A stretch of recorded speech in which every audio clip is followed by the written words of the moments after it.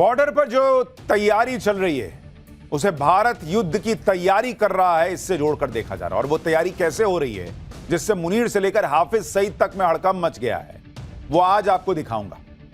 आप देखिए कि भारत ने बॉर्डर पर अब तक का सबसे बड़ा युद्ध अभ्यास शुरू किया है, ऑपरेशन त्रिशूल। सबसे बड़ा युद्ध अभ्यास भी ऐसा कि तीनों सेनाएं एक साथ ड्रिल कर रही हैं। ये तस्वीरें आपको उसी युद्धाभ्यास की दिखा रहा हूं। और चूंकि तीनों सेनाएं एक साथ मिलकर युद्धाभ्यास कर रही हैं, इस मैसिव स्केल पर कर रही हैं, इसलिए इसका नाम त्रिशूल रखा गया है। आर्मी, नेवी, एयरफोर्स तीनों तालमेल के साथ ड्रिल कर रही हैं। युद्ध के दौरान कैसे तीनों सेनाएं बढ़िया कोऑर्डिनेशन रखें, इसकी प्रैक्टिस चल रही है। जब हर मोर्चे पर युद्ध शुरू हो जाता है तो इस तरह के तालमेल की बड़ी जरूरत पड़ती है। और इसलिए आप देखिए कि तीनों सेनाओं को एक साथ लगाया गया है। तीनों सेनाओं के एकीकृत अभियान, दुश्मनों के ठिकानों पर मारक क्षमता और मल्टी डोमेन युद्ध पर जोर दिया जा रहा है। यानी एक साथ कई मोर्चों पर युद्ध का अभ्यास हो रहा है। रेगिस्तान में भी हो रहा है, समंदर में भी हो रहा है। और इसलिए यह सामान्य युद्ध अभ्यास नहीं दिख रहा लोगों को। दुनिया भर के बड़े बड़े देशों के सैटेलाइट इस पर लगे हुए हैं बॉस, कि जरा देखें भारत कर क्या रहा है। और इसमें खास बात यह है कि इस युद्ध अभ्यास को भारतीय नेवी लीड कर रही है। अब नेवी का नाम सुनकर ही पाकिस्तान के होश उड़ जाते हैं, क्योंकि पिछली बार पाकिस्तान जैसे तैसे तो बचा था, नेवी तैयार ही बैठा था फोड़ने के लिए। लेकिन अगर इस बार कुछ ऐसा हुआ तो नेवी लीड करेगी, ये तो बिल्कुल क्लियर है। वैसे तो इस अभ्यास में तीनों सेनाओं की ताकत लगी। थल सेना की सदर्न कमांड, नौसेना की वेस्टर्न कमांड और वायुसेना का south western air command, coast guard, BSF और दूसरी केंद्रीय एजेंसियां भी इसमें शामिल है। इस युद्धाभ्यास में इलेक्ट्रॉनिक वॉरफेयर, साइबर वॉरफेयर का भी ड्रिल होगा। इस युद्धाभ्यास में स्वदेशी हथियारों की डिप्लॉयमेंट होगी। भारतीय सेना स्वदेशी हथियारों की ताकत दुनिया को दिखाएगी। और इस युद्धाभ्यास के दौरान रेगिस्तान से लेकर समंदर तक में क्या हो रहा है, भाई साहब वो वीडियो देखिए जो मुनीर से लेकर हाफिज सईद तक को भी अंदर ही अंदर डरा रहा होगा। देखिए तीनों सेनाएं कैसे युद्धाभ्यास में जुटी हैं, इसके कुछ और वीडियो आपको दिखाता हूं। जैसे ये वीडियो देखिए, ये भारतीय सेना की सप्त शक्ति कमांड का है। सेना की इस कमांड ने राजस्थान के थार रेगिस्तान में सैन्य अभ्यास किया है। एक बार के लिए आप वीडियो देखिए तो एकदम से लगेगा कि युद्ध शुरू हो गया है, लेकिन ये सैन्य अभ्यास का वीडियो। इसमें आपको तोप दिख रही है, ड्रोन्स कैसे फोड़े जा रहे हैं, कैसे गोले दागे जा रहे हैं, उसकी तस्वीर दिख रही है। और आवाज सुनिए जरा।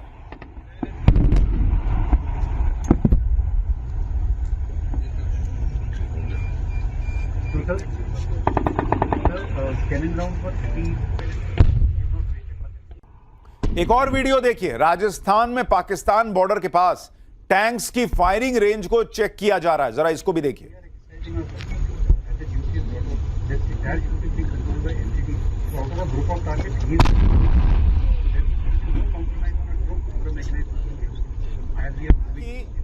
थर्टी सिक्स्थ रैपिड डिवीजन त्रिशूल युद्धाभ्यास में अपना दमखम दिखा रही है।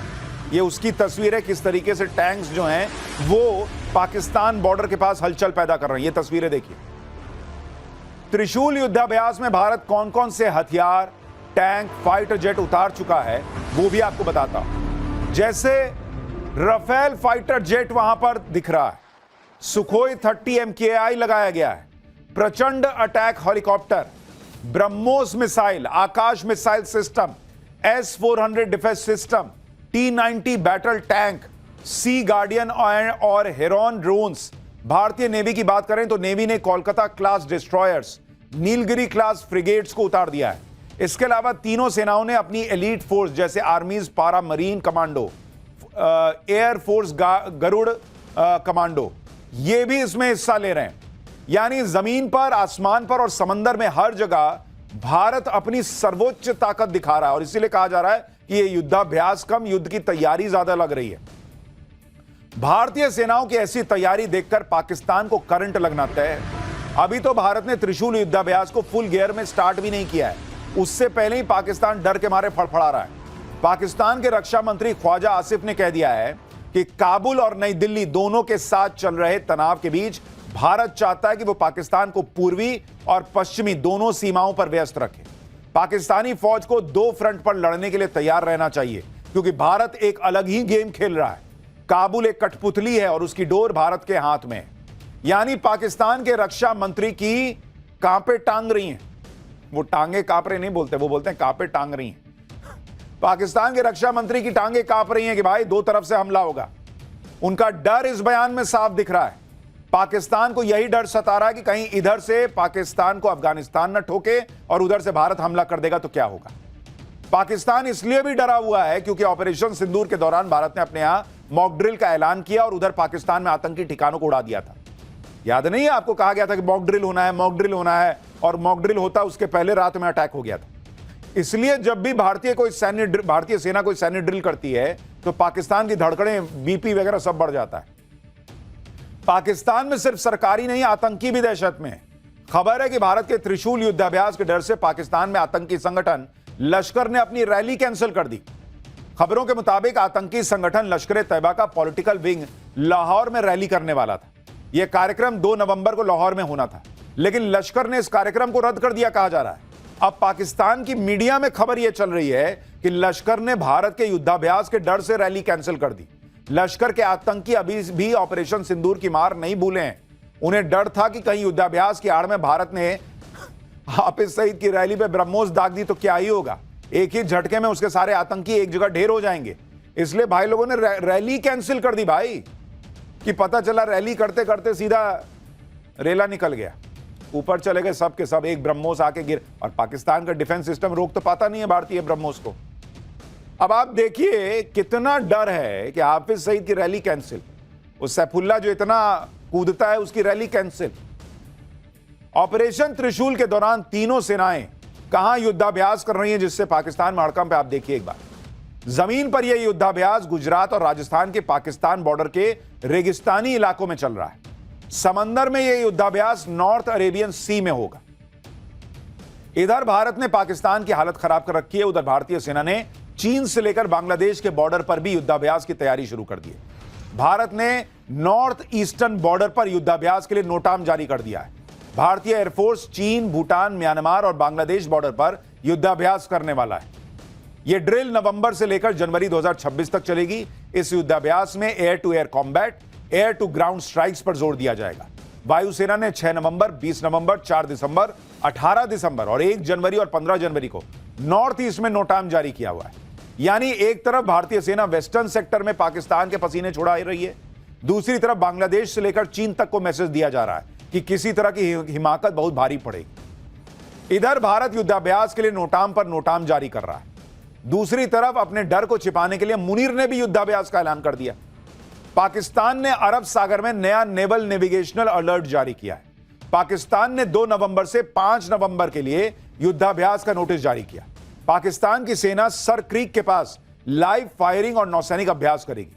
लेकिन हैरानी की बात यह है कि अरब सागर के जिस इलाके में भारत युद्धाभ्यास कर रहा है, उसी इलाके में पाकिस्तान ने भी फायरिंग के लिए नोटाम जारी किया है। इस इलाके में एक अहम हिस्सा भारतीय एयर स्पेस भी पड़ रहा है। कहा जा रहा है कि भारत की तरफ से एयर एक्सरसाइज होगी और पाकिस्तान की तरफ से नेवी ड्रिल होगी। इससे भारत और पाकिस्तान के आमने सामने आने और टकराने की आशंका बहुत बढ़ गई है। इसलिए मैं कह रहा हूं बॉस, ये खबर सामान्य नहीं है। बॉर्डर पे हालात बहुत अजीब से बन रहे हैं। पाकिस्तान बॉर्डर के पास भारत सबसे बड़ा सैन्य अभ्यास क्यों कर रहा है, यह सवाल तो सबके मन में है। क्या नरेंद्र मोदी पाकिस्तान में एक और हमला करने वाले हैं? क्या भारत पाकिस्तान को फिर सबक सिखाने वाला है या पाकिस्तान को कुछ मैसेज दे रहा है? इन सवालों के बीच अमेरिका के राष्ट्रपति डोनाल्ड ट्रंप ने ऐसा खुलासा किया जिससे सारे डॉट्स कनेक्ट हो रहे हैं। दरअसल एक इंटरव्यू में ट्रंप ने अपने न्यूक्लियर टेस्ट करने के आदेश का बचाव करते हुए कह दिया कि दूसरे देश भी तो टेस्ट कर रहे हैं, तो अमेरिका को भी करना होगा।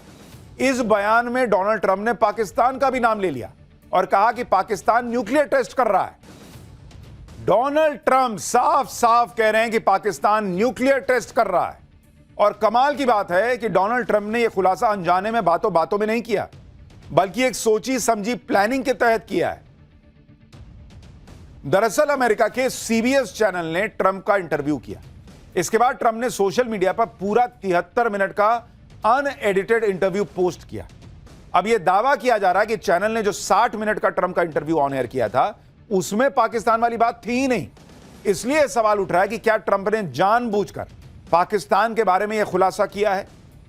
ट्रंप ने अनजाने में यह बात कही या जानबूझकर, दोनों ही सूरत में ट्रंप ने खुद को और पाकिस्तान को फंसा दिया है। क्योंकि अब तक ये बात किसी को नहीं पता थी कि पाकिस्तान न्यूक्लियर टेस्ट कर रहा है। ट्रंप ने अचानक खुलासा कर दिया और पाकिस्तान का कथित सीक्रेट सबके सामने आ गया। सवाल ट्रंप पर भी उठेंगे कि एक तरफ ट्रंप दुनिया में शांति स्थापित करने का दावा कर रहे हैं, दूसरी तरफ उनकी नाक के नीचे उनकी जानकारी में पाकिस्तान न्यूक्लियर टेस्ट कैसे कर रहा है। यह भी सवाल उठेंगे कि क्या ट्रंप की शह पर ही मुनीर न्यूक्लियर टेस्ट कर रहा है और क्या पाकिस्तान ने ट्रंप से इस टेस्ट के लिए कोई सौदेबाजी की है। अगर पाकिस्तान की न्यूक्लियर टेस्ट की बात सच है तो क्या भारत और इजराइल जैसे देश चुप बैठेंगे? ऐसे तो दुनिया में न्यूक्लियर हथियारों की नई होड़ शुरू हो जाएगी। और पाकिस्तान को न्यूक्लियर टेस्ट करना क्यों पड़ रहा है? क्या इसका मतलब यह है कि पाकिस्तान के जो न्यूक्लियर हथियार कहा गया था कि भारत ने अटैक किया था जब आखिरी दिन ऑपरेशन सिंदूर के, तो किराना हिल्स में पाकिस्तान के न्यूक्लियर हथियार बर्बाद हो गए थे, ऐसा आपने मीडिया में खबरें सुनी थी, सोशल मीडिया पे बहुत चला था। तो क्या इसलिए पाकिस्तान को नए टेस्ट करने पड़ रहे हैं, नए हथियार बनाने पड़ रहे हैं? क्या पाकिस्तान जल्दी जल्दी ये सब कर रहा है कि भाई भारत के हथियार हमले से बचना है तो ये करना होगा? और क्या भारत इसको जानता है, इसलिए तो नहीं बॉर्डर पर ये सारी तैयारी चल रही है? बहुत सारे सवाल खड़े हो रहे हैं। देखिए, ये चीज समझिए कि ट्रंप ने पाकिस्तान के न्यूक्लियर टेस्ट की बात करके पाकिस्तान की मुसीबत और बढ़ा दी है। क्योंकि जब साल 1998 में पाकिस्तान ने न्यूक्लियर टेस्ट किया था, तब अमेरिका और जापान ने पाकिस्तान पर कई प्रतिबंध लगाए थे। अमेरिका ने पाकिस्तान को मिलने वाली आर्थिक मदद रोक दी थी। इसलिए अगर पाकिस्तान न्यूक्लियर टेस्ट कर रहा है तो फिर अमेरिका पर यह दबाव बढ़ेगा कि वो पाकिस्तान पर प्रतिबंध लगाए। इसके अलावा इसकी आड़ में भारत को भी पाकिस्तान को ठोकने का एक और मौका मिलेगा। ऑपरेशन सिंदूर के दौरान भी इस बात की खूब चर्चा हुई थी कि भारत ने पाकिस्तान के परमाणु ठिकानों को फोड़ दिया था और तब ऐसी खबरें आई थी कि पाकिस्तान के सरगोदा में किराना हिल्स में पाकिस्तान की न्यूक्लियर साइट है जो भारत के हमले में क्षतिग्रस्त हो गई थी। ऑपरेशन सिंदूर के दौरान ही भारत ने पाकिस्तान को यह संदेश दे दिया था कि ना तो उसके एयरबेस सुरक्षित है, ना उसकी न्यूक्लियर साइट सुरक्षित है।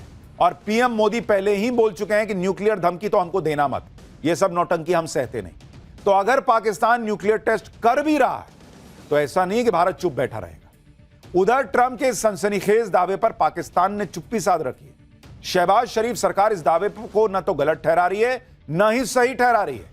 वहीं दूसरी तरफ पाकिस्तान में पिछले कुछ दिनों में जो लगातार भूकंप आ रहे हैं उसे भी न्यूक्लियर टेस्ट से जोड़ा जा रहा है। पाकिस्तान के अंदर पिछले 30 दिन में 19 बार भूकंप के झटके महसूस किए गए। इसके अलावा पाकिस्तान की मीडिया में ऐसे वीडियोस चल रहे हैं जिसमें लोग यह दावा कर रहे हैं कि उन्होंने गिलगित बाल्टिस्तान के इलाके में लगातार धमाके सुने और इन धमाकों से पहाड़ फट गए, आसपास सब कुछ तहस नहस हो गया है। अब ये वीडियो सोशल मीडिया पे चल रही हैं, कोई इसकी पुष्टि नहीं कर सकता, लेकिन ऐसे वीडियोस चल रहे हैं कि भाई पाकिस्तान में एक के बाद एक भूकंप आ रहे हैं, वहां पर अलग अलग धमाके सुनाई दे रहे हैं। और उस बीच में जो है वो ये कहा जा रहा है कि भाई डोनाल्ड ट्रंप ने खुलासा कर दिया कि पाकिस्तान न्यूक्लियर टेस्ट कर रहा है। और इसलिए अब ये सवाल, ये डॉट्स कनेक्ट हो रहे हैं कि क्या भारत जो हाल के दिनों का, हाल के कई सालों का सबसे बड़ा युद्धाभ्यास कर रहा है, जिसकी तस्वीरें पाकिस्तान भी देख रहा है तो हैरान है, दुनिया भर के सैटेलाइट जिसकी तस्वीरें कैप्चर कर रहे हैं, क्या ये इसीलिए है क्योंकि भारत देख रहा है कि पाकिस्तान कुछ ऐसा कर सकता है जो बहुत खतरनाक हो? क्या ये युद्ध की तैयारी है, युद्धाभ्यास नहीं? मुझे लगता है इसका जवाब बहुत दिन तो नहीं लेकिन जल्दी ही मिल जाएगा। फिलहाल पाठशाला में अगले चैप्टर का वक्त हो गया। पीएम मोदी ने लालू राहुल के मुस्लिम वोट बैंक वाले गढ़ में गजब किया। उधर योगी के पप्पू और टप्पू ने क्यों आग लगा दी? राहुल के बाद खड़गे का ब्लंडर, पहले फेज की वोटिंग के पहले मान लिया है क्या कि सीएम तो एनडीए का ही बनेगा। मोदी का रोड शो वर्सेस लालू का रोड शो, लेकिन बिहार चुनाव में ओवैसी पीके ने किसका समीकरण बिगाड़ दिया, अब इसका चैप्टर देखिए। बिहार में वोटिंग को बस 2 दिन रह गए और नरेंद्र मोदी ने बिहार में गजबी माहौल बनाने का काम जो है वो जारी रखा हुआ है। नरेंद्र मोदी की रैलियों और रोड शो से पूरा इंडी गठबंधन अलबलाया हुआ है और अब तो पीएम मोदी ने लालू राहुल के मुस्लिम वोट बैंक वाले गढ़ में जाकर गजब किया है। उधर राहुल गांधी भी नरेंद्र मोदी को चुनौती देने के लिए बिहार में। राहुल गांधी ने बिहार में जाते ही नरेंद्र मोदी पर पर्सनल अटैक करना फिर शुरू कर दिया था। वो नरेंद्र मोदी को वोट के लिए नाचने के लिए तैयार रहेंगे ये भी कह दिया था उन्होंने, लेकिन खुद राहुल गांधी ये कहते कहते वोट के लिए तालाब में कूद गए। राहुल गांधी के साथ ही नरेंद्र मोदी से टक्कर लेने के लिए राहुल की बहन प्रियंका की एंट्री हो गई। भाई बहन की जोड़ी ने फिर से प्रधानमंत्री नरेंद्र मोदी को क्या कहा वो आज आपको दिखाऊंगा। यह भी आपको बताऊंगा कि पहले फेज की वोटिंग से ठीक पहले कांग्रेस ने क्या नया ब्लंडर किया है। यूपी की लड़ाई कैसे बिहार पहुंच गई है। अखिलेश भी बिहार में धुआंधार प्रचार कर रहे हैं, योगी भी बिहार में धुआंधार प्रचार कर रहे हैं। योगी आदित्यनाथ के अप्पू पप्पू टप्पू वाले बयान ने क्यों आग लगा दी है, कैसे आग लगा दी है, अखिलेश ने क्या जवाब दिया है, यह भी आज आपको देखना चाहिए कि नरेंद्र मोदी से मुकाबले में कैसे लालू प्रसाद यादव खुद अब बिहार के चुनावी मैदान में उतर गए हैं, जो खुद को जिनकी तबीयत ठीक नहीं रहती। लालू यादव अपने बेटे के लिए जोर लगाने के लिए निकल पड़े हैं। ओवैसी प्रशांत किशोर किसका समीकरण बिगाड़ रहे हैं। आज ये सारी चीजें आपके लिए लाया हूं। साथ ही यह भी दिखाऊंगा कि कैसे लालू परिवार में नई महाभारत शुरू हो गई है। तेज प्रताप यादव अपने छोटे भाई तेजस्वी के खिलाफ प्रचार करने उनकी सीट पर पहुंच गए। भाई भाई की ये गजब की लड़ाई जो है वो भी देखने लायक है, लेकिन इतना घमासान है बिहार में, पहले उसकी इंटरेस्टिंग झलक देखिए।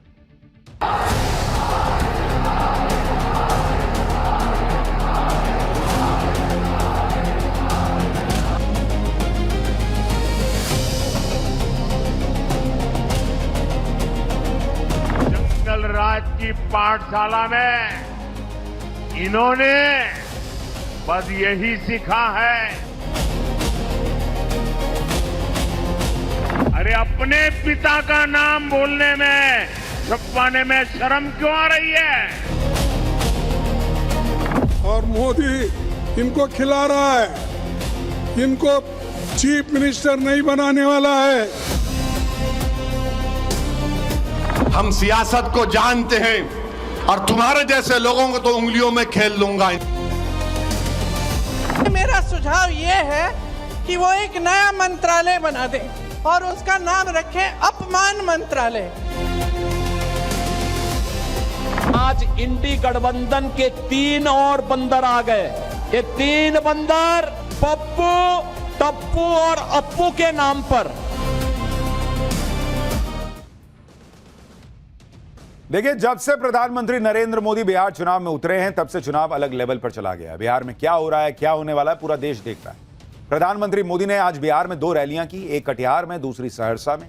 इन दोनों जगहों की रैलियों के जरिए पीएम मोदी ने सीमांचल को साधने की कोशिश की। देखिए, सीमांचल वो जगह है जहां मुस्लिम आबादी का बड़ा प्रभाव है। ये लालू राहुल के मुस्लिम वोट बैंक का गढ़ है। सीमांचल में जाकर पीएम मोदी ने क्या धमाका किया है वो आपको बताऊंगा, लेकिन पहले यह देख लीजिए कि पीएम मोदी ने आज तूफानी अंदाज में प्रचार किया, क्योंकि कल यानी 4 नवंबर को पहले चरण की वोटिंग के लिए प्रचार थम जाएगा। बिहार में 6 नवंबर को पहले चरण का मतदान है।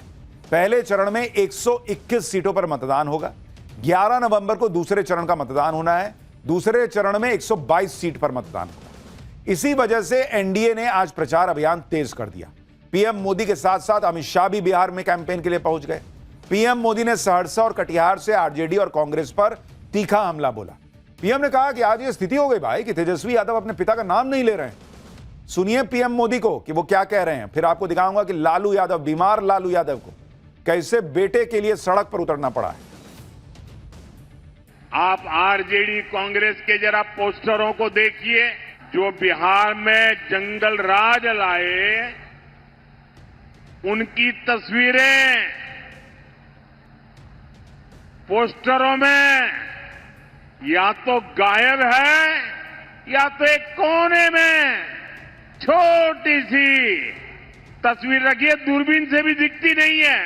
अरे अपने पिता का नाम बोलने में, छुपाने में शर्म क्यों आ रही है। वो कौन सा पाप है जिसको आरजेडी वालों को बिहार के नौजवानों से छुपाना पड़ रहा है। मतलब प्रधानमंत्री ये संकेत दे रहे हैं कि लालू जी की तस्वीर छोटी या एकदम साइड रखी गई है ताकि लोगों को लालू जी की तस्वीर देखकर जंगल राज याद ना आ जाए। पहले फेज में जिन 121 सीटों पर 6 नवंबर को वोटिंग होने वाली है, वहां 2020 में क्या नतीजे थे एक बार आपको याद दिलाता हूं, फिर आपको बताता हूं कि ये सीमांचल के इलाके में मुस्लिम वोट जो है वो कितना प्रभावी है और ओवैसी और पीके किसका पहले फेज में समीकरण बिगाड़ रहे हैं। तो अगर आप देखेंगे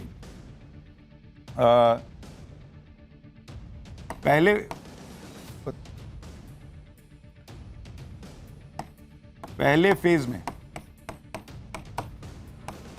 121 सीट है, ठीक है, अगर आप देखेंगे बिहार के अंदर। और 2020 में क्या हुआ था, 2020 में जो एनडीए थी उसको आई थी 56 सीट 121 में से, और महागठबंधन को उसको जो है यहां पर एज था और उसको सीट आई थी 65 और इसलिए ये पहला फेज जो है वो एनडीए के लिए बहुत इंपॉर्टेंट है क्योंकि लालू राहुल के गढ़ वाले इलाके हैं ये इस पहले फेज में, जहां मुस्लिम वोट बैंक जो है वो एक मुश्त वोट करता है कांग्रेस के लिए या आरजेडी के लिए। और इसीलिए नरेंद्र मोदी ने अपने ऊपर जिम्मेदारी ली कि मैं सीमांचल में धुआंधार कैंपेन करके कुछ प्रभाव लाने का प्रयास करता हूं। पीएम मोदी ने बिहार में लगातार 2 दिन 2 धमाके किए। पटना में रोड शो किया जिसमें भारी भीड़ आई। महिलाओं ने अपनी अपनी छतों पर खड़े होकर पीएम मोदी की आरती भी उतारी। ये तस्वीरें इंडी गठबंधन की नींद उड़ाने के लिए काफी। आप देखिए महिलाएं आरती कर रही हैं भाई, पीएम का रोड शो चल रहा है, महिलाएं अपने बैल्कनी में खड़े होकर आरती उतार रही हैं भगवान जैसे हों। आज पीएम मोदी ने 2 रैलियां की और खास बात यह कि इन रैलियों की गूंज सीमांचल में सुनाई देगी। पीएम मोदी ने अपनी रैली में कांग्रेस आरजेडी के जंगल राज की बात तो की ही, साथ ही कट्टरपंथ का मुद्दा भी उठाया। पीएम मोदी ने कहा कि आरजेडी और कांग्रेस कट्टरपंथियों के आगे घुटने टेक चुके हैं। सुनिए एक बार। कांग्रेस और आरजेडी के लोगों को कट्टा और कट्टरपंथी यही पसंद है। कट्टरपंथियों के दबाव में इन्होंने 3 तलाक के खिलाफ कठोर कानून का विरोध किया था और कट्टरपंथियों का एजेंडा पूरा करने के लिए ये नए वक्फ कानून को कूड़ेदान में फेंकने की बात कर रहे हैं। आरजेडी कांग्रेस की सच्चाई यही है कि ये दोनों ही कट्टरपंथियों के आगे घुटने टेक चुके हैं। आरजेडी और कांग्रेस की डिक्शनरी में क्या शब्द है, क्या भावनाएं भरी पड़ी है, क्या आदतें जुड़ी हुई है। आरजेडी और कांग्रेस इनकी डिक्शनरी में कट्टा, क्रूरता, कटुता, कुसंस्कार, कुशासन और करप्शन ऐसे ही शब्द भरे पड़े हैं। जंगल राज की पाठशाला में इन्होंने बस यही सीखा है। पीएम मोदी फुल स्पीड से बिहार में प्रचार कर रहे हैं, इंडी गठबंधन की कमजोर कड़ी पर हमला कर रहे हैं। दूसरी तरफ इंडी गठबंधन एक के बाद एक ब्लंडर किए जा रहा है। पहले राहुल गांधी ने नरेंद्र मोदी पर पर्सनल अटैक करके खूब ब्लंडर किए। अब कांग्रेस अध्यक्ष मल्लिकार्जुन खड़गे बिहार चुनाव में कूदे तो उन्होंने भी एक ऐसा ब्लंडर कर दिया कि इंडी गठबंधन पर ही भारी पड़ जाए। खड़गे ने कहा कि चुनाव के बाद पीएम मोदी नीतीश कुमार को सीएम नहीं बनाएंगे, नीतीश की जगह किसी चेले को बिहार का मुख्यमंत्री बना देंगे।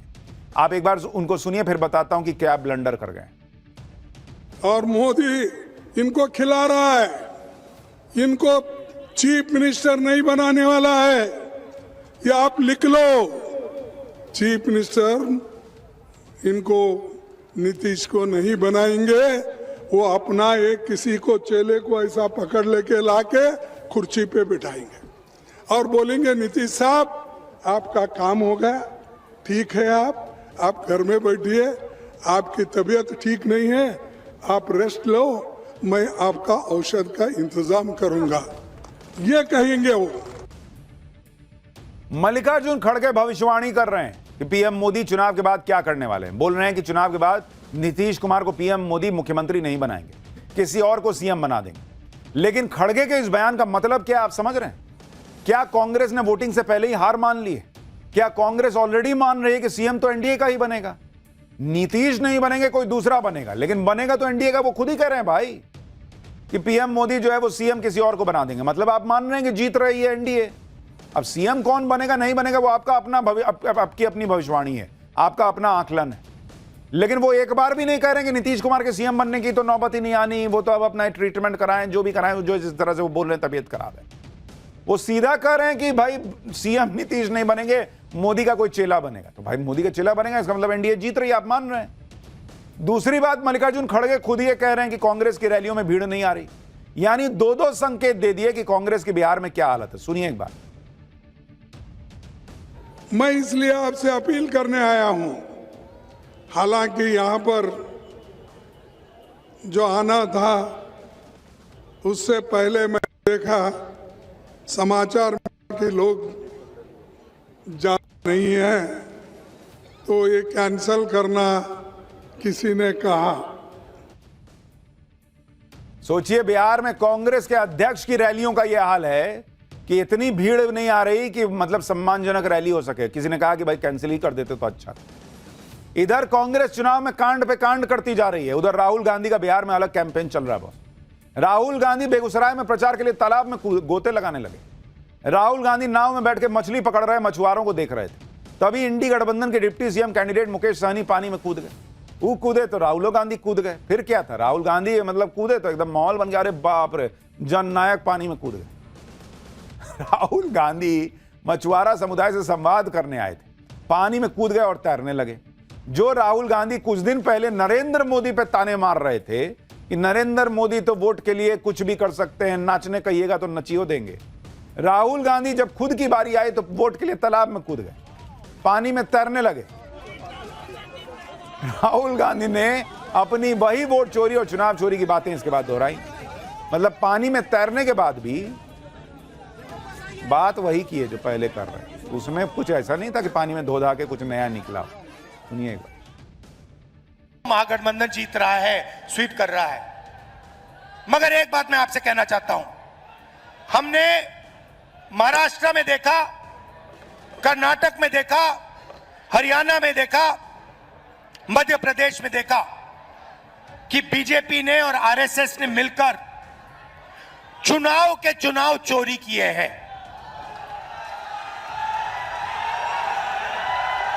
चुनाव के चुनाव चोरी किए हैं। और मैं आपको बता रहा हूं, साफ बता रहा हूं, बिहार में इलेक्शन कमीशन ने महागठबंधन के वोटरों को काटा है, निकाला है वोटर लिस्ट से, और इसका सबूत हम आपको दे देंगे, दिया है और फिर से दे देंगे।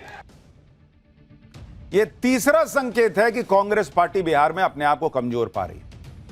अच्छा, मुझे एक बात बताइए, कह रहे हैं कि मान लीजिए वोटर लिस्ट से नाम निकाल दिया, ठीक है, अगर आप ये कह रहे हैं कि वोट चोरी हो गई, फिर आप चुनाव किस बात का लड़ रहे हैं जब आप कॉन्फिडेंट हैं कि वोट चोरी हुआ है? और दूसरा सवाल यह है कि चलिए वोटर लिस्ट से नाम आपके हिसाब से, आपके गणित के हिसाब से गायब हो गया, आपकी रैली में से भीड़ कहां गायब हो रही है? मल्लिकार्जुन खड़गे अभी ना बोले बॉस कि भीड़ उस तरह से नहीं आई, वो भी चुनाव आयोग रोक दिया कि नहीं कोई रैली में नहीं जाएगा। राहुल गांधी गजब कर रहे हैं भाई, एक ही सांस में जीत का दावा भी कर रहे हैं, दूसरी सांस में कह दे रहे हैं कि चुनाव चोरी हो रहा है। मतलब अगर चुनाव चोरी हो रहा है तो इंडी गठबंधन जीत कैसे रहा है इनके हिसाब से? अगर इंडी गठबंधन जीत रहा है तो चुनाव चोरी कैसे हो रहा है? राहुल गांधी के अजब लॉजिक तो हम लोग के समझ के बाहर है, आपको आता होगा तो आता होगा, लेकिन ताल में कूदने और मछली पकड़ने वाली बात पर राहुल गांधी की खिल्ली तेजस्वी के भाई तेज प्रताप ने उड़ा दी। सुनिए तेज प्रताप क्या कह रहे हैं इस पर। राहुल गांधी का काम है मोटरसाइकिल चलाना, फटफटी चलाना, और पॉल्यूशन फैलाना, और मछलियां पकड़ते रह जाएंगे जिंदगी भर, और देश चला जाएगा अंधकार में। रोजगार का बात करेंगे, रोजगार मिल ही नहीं रहा है, तो मछली पकड़ रहे हैं तो पकड़ने दीजिए उनको मछली। राहुल गांधी का काम है मोटरसाइकिल चलाना, फटफटी चलाना, और पॉल्यूशन फैलाना, और मछलियां पकड़ते रह जाएंगे जिंदगी भर, और देश चला जाएगा अंधकार में। रोजगार का बात करेंगे, रोजगार मिल ही नहीं रहा है, तो मछली पकड़ रहे हैं तो पकड़ने दीजिए उनको मछली। तेज प्रताप कह रहे हैं कि मछलियां पकड़ते रह जाएंगे।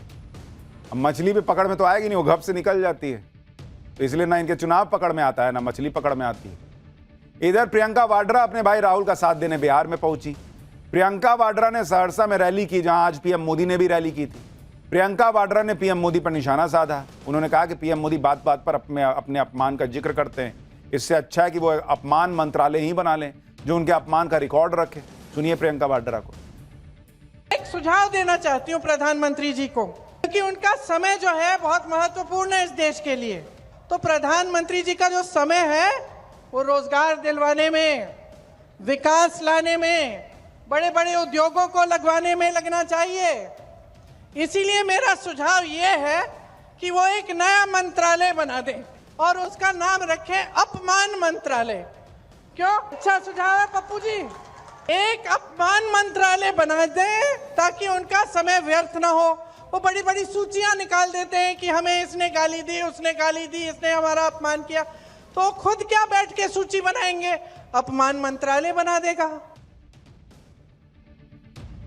अच्छा, प्रियंका वाड्रा देखिए, कह रही हैं प्रधानमंत्री जी लगा रही हैं, तू तड़ाक नहीं कर रही हैं, उनके इस तरह से बोल रही हैं। तो भाई को भी तो सिखा सकती हैं।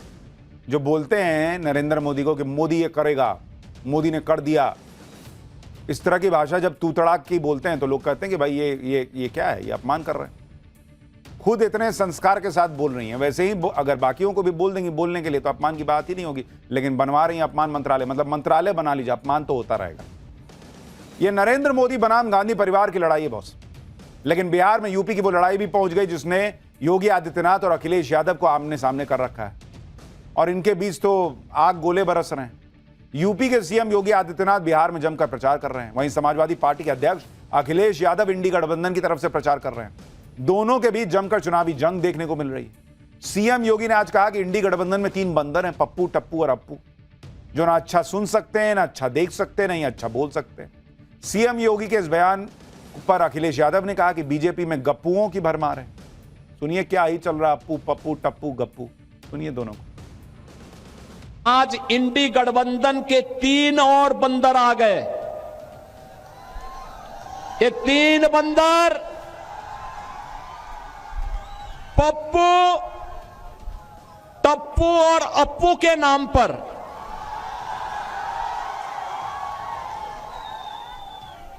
पप्पू, टप्पू और अप्पू के नाम पर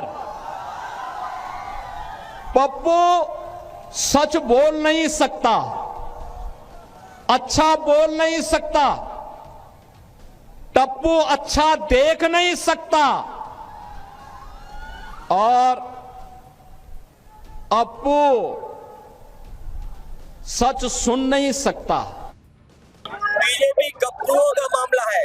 बीजेपी में गप्पू है, बोले हम चांद पे प्लॉट दिला देंगे, आपको 15 लाख अकाउंट में पहुंचा देंगे, कितने करोड़ नौकरी दे देंगे।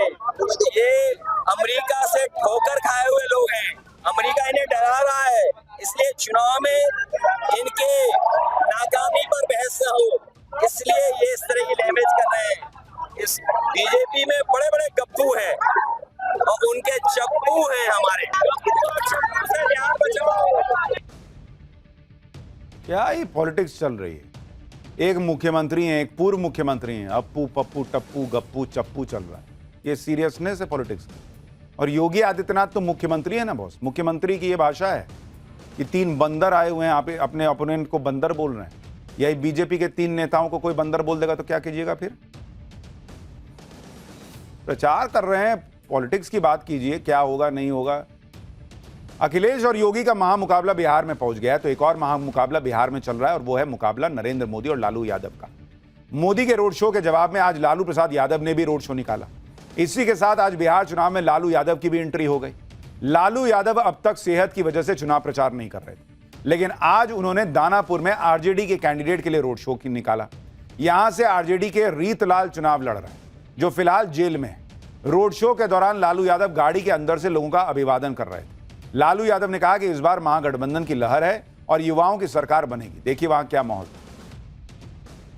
लालू यादव आज पहली बार बिहार विधानसभा चुनाव प्रचार में निकले हैं और आप देखिए रोड शो करते हुए लालू यादव दानापुर विधानसभा चुनाव में अपना प्रचार कर रहे हैं। आप तस्वीरों में देखिए लालू यादव यहां पर आप देख पा रहे हैं, वो इस गाड़ी में बैठकर जो दानापुर से रीतलाल राय जो आरजेडी के उम्मीदवार हैं वो अभी जेल में है और उनके लिए चुनाव प्रचार करते लालू यादव आप तस्वीरों में देख सकते हैं। महागठबंधन को जिताना है, युवा का सरकार बनाना, काफी लहर है, सब लोग एकजुट होकर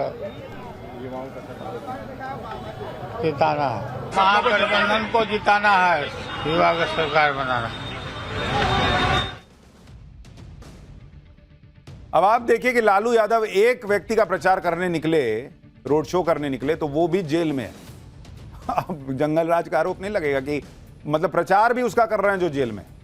क्या लालू यादव का खेल ओवैसी बिगाड़ देंगे, ये भी प्रश्न पूछा जा रहा है। लालू यादव का चुनावी समीकरण मुस्लिम वोट बैंक पर बहुत हद तक निर्भर रहता है, लेकिन ओवैसी ने जब से बिहार में एंट्री की है तब से लालू यादव का समीकरण कुछ हद तक बिगाड़ दिया है। ओवैसी और लालू के बीच मुस्लिम वोटों की लड़ाई अब तेज हो रही है।